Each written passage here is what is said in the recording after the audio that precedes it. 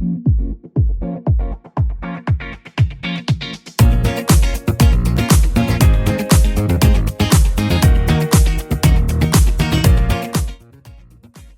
everyone. I'm Phil Endris, and this is John Carroll, and we are here with you at Forward Talk. We're so excited to be broadcasting this episode that we think is such an important topic. The topic is, are you a racist? We're dealing with racism in the church and racism in the United States of America, and we want to tackle this issue, talk about it, talk about how the church can deal with racism and how we can be a more multicultural institution. Racism is, contrary to what most people think, a very important and significant topic in Scripture. There's a lot that the Bible has to say about the issue of racism, and it's radically different than how the culture views the issue. You have texts like Acts 17 that talks about, He hath made of one blood all nations of men to dwell upon all the face of the earth. And so the idea theologically is that there is only one blood or one race of men. The term race, a lexical definition of the term race, means descendants of a common ancestor. So in a Christian and theological worldview, we believe that Adam and Eve were the creative parents of the entire human race. And so if race is descendants of a common ancestor, then we believe that everybody on the face of the earth, regardless of what their skin tone or country of origin is, that we are all one race, the human race. Right. I mean, the word race is really a Darwinistic concept. Exactly. That presupposes evolution to some degree. And so with evolution, there's certain degrees of evolution. There's animals that have not evolved, such as this particular animal. And so there's a hierarchy with the term race, which is something that we wouldn't subscribe to. No, as humans, we are created in the image of God, and so we believe that there's only one race, the human race. So to me, racism in a negative way is the view that there are multiple races. That's a racist concept to say that an African American or a white person are different races. That in and of itself is racism. And so we reject racism in the sense of saying and categorizing people into different races. As a Christian, we believe that every person, regardless of where they were born, are image bearers, are divine image bearers, all created in the image of God. And this has tremendous impact on a number of different social and church-related issues. So we can get into how we worship together. We can get into topics like the biblical view of interracial marriage. The whole theology of race has incredible importance and bearing on today's culture. So let me just throw out a hypothetical question, or a question that I've heard others ask me, and let's see how you respond. Is there a problem, or is there a way that a church can be more multicultural? Well, it can't or become more multicultural. It can't happen artificially. Unfortunately, there are places in the United States where a particular city or particular region is dominantly one culture. And so in those particular kinds of areas, there's really nothing a church can do if there's not a mixed demographic within their sphere of influence. But where a church is, where there is a mixed culture within their demographic, there has to be intentionality to share the gospel with everybody and refuse to allow our prejudices or our biases toward people that are different from us to keep us from preaching the gospel to people no matter who they are. And being raised in the Deep South, this really is even now an ongoing issue. And I'm not going to call names, but there was a pastor not too long ago, just a few years ago, when I was preaching in the South, that made the statement that he could not allow Black people to attend his church. That he would support a good, terrible language, but he would support a good Black man to come to his city and start a church, but he could not allow them to attend his church. So he would also probably say, but I'm not racist. Yeah, exactly. Okay. So I'm not sure. I'm not sure exactly how far you would have to go to be considered a racist in some of the mentality. Um, uh, as a young man growing up in the South, I remember probably one of the most cringeworthy statements that I've ever heard a pastor's wife say was one night after service. Uh, I remember hearing a pastor's wife look at my mother and comment about the black people that were sitting across the restaurant and made the statement, look at them, they don't even have souls. And so this is a very real issue that's still alive in many places in the South. Where I was raised, this was commonplace to have these type of sentiments toward black people. And so this is Well, in regards to what you just said, the Bible commands us to love. yes, So, an idea that a black person wouldn't have a soul is essentially the license not to love them. exactly, Because if they have no soul, then there's no need to love a soulless individual. exactly. And of course, this is not a predominant view of anyone that we know. I've never heard this before in my life. Yeah, you were raised in more of a northern type Midwest, Just south of Chicago. Chicago Right. suburb type of demographic. So I promise you that where you were raised has a completely different cultural sentiment than where I was raised in the Absolutely. Deep South. And so we have a little bit different cultural experience with this topic in the sense of where we were raised in the United States. Well, first of all, I would believe, biblically speaking, that racism is a salvific issue. Yeah, absolutely. So again, the Bible commands us to love. If we are racist, in other words, we feel a race is superior to another, Yes. or a color is superior to another, then I believe that we are going against and violating the teachings of Jesus Christ. Well, And this is a salvific issue. so if we first of all, it's an attack on God Himself. Correct. If every human is created in the image of God, to disparage any particular human based upon skin tone or their culture is an attack on God Himself. The Bible tells us that have we not all one Father? Hath not one God created us all? And so to attack any other human being is to attack that one God who created us. And so this is an attack on God Himself, racism is. I think there's a couple things that we need to do as pastors, as members of churches, as Christians, to make our church more comfortable to the integration process. Yes. One, it's not about color. I don't think it's about socioeconomical status. I think it's about culture. Yeah. I think we need to learn to understand a culture that differs from ours. Yes. I'll just kind of give you a personal testimony. So I grew up in a city called Crown Point, Indiana. It was, at least at the time I was growing up, it was predominantly white. I remember growing up and going to my elementary school, and there was one black student in the school.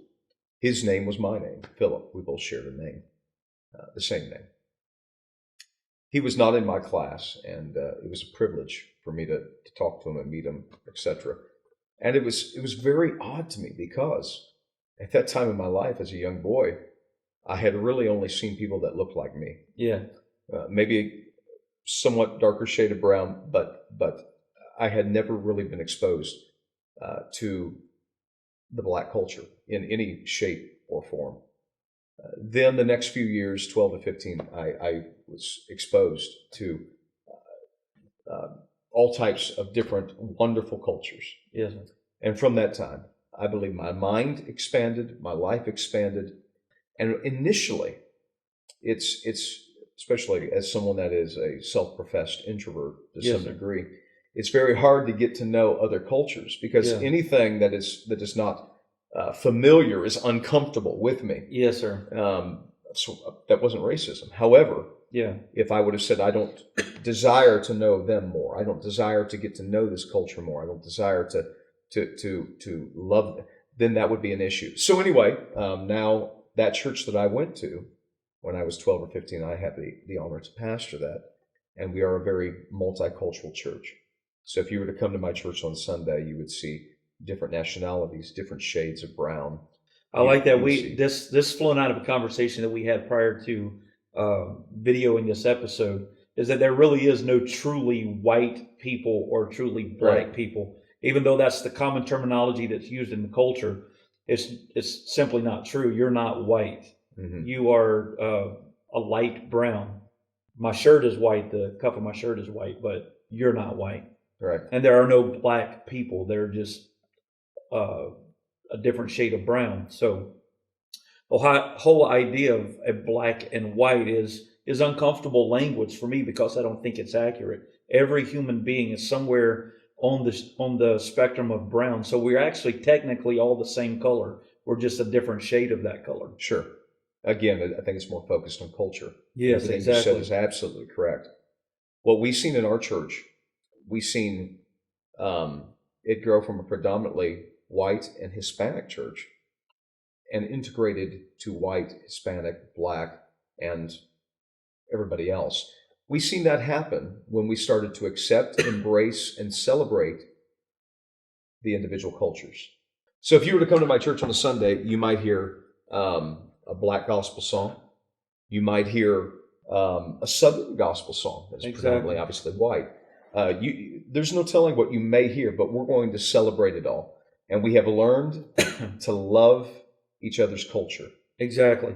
Because if every human within every culture is truly created in the image of God, then they reflect something about the image of God. That's right. So there's something in the Hispanic culture that only their culture can reflect about the nature of God. There's something in the African American culture that only they can reflect about the image of God.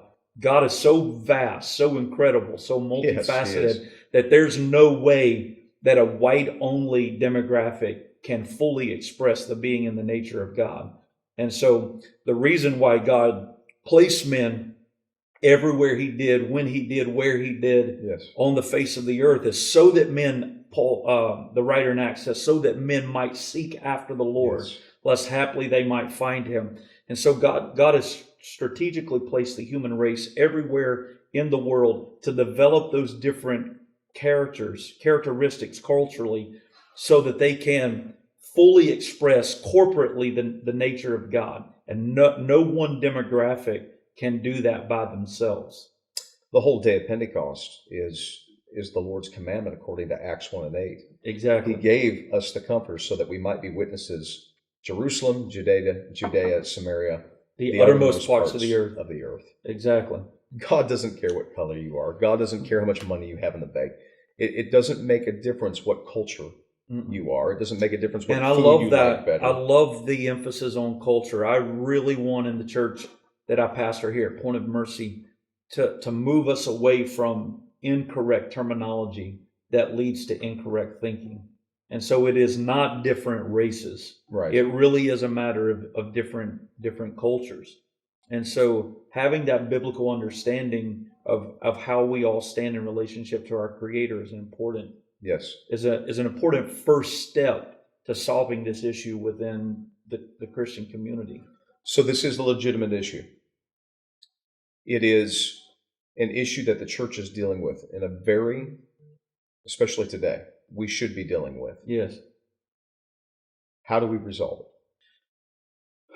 First of all, I think we have to engage it, and we have to engage it biblically. We have to engage it with sound doctrine, with sound theology. What's sad is that in so many cases, at least where I was raised, the church was being drug along the process when the church should have been leading the Correct. charge on the issue. It's Correct. sad when in our culture the church is the last one to get on board Right. with what we call, for lack of a better term, racial unity. And so I like to call it racial oneness, because racial oneness implies sameness of race. But the church has to be leading on this issue rather than following on the issue. We are here in the world as the church to be salt and light, and so we ought to be the influencers and not the ones who are influenced. And so I think that what the church has to do is get on the forefront of the battle and begin to lead on the issue instead of follow. I think asking questions are great too. Exactly. It may seem a little awkward, but asking questions to folks that don't look like you, Exactly. don't act like you, maybe don't even talk like you, Exactly. is a great place to start.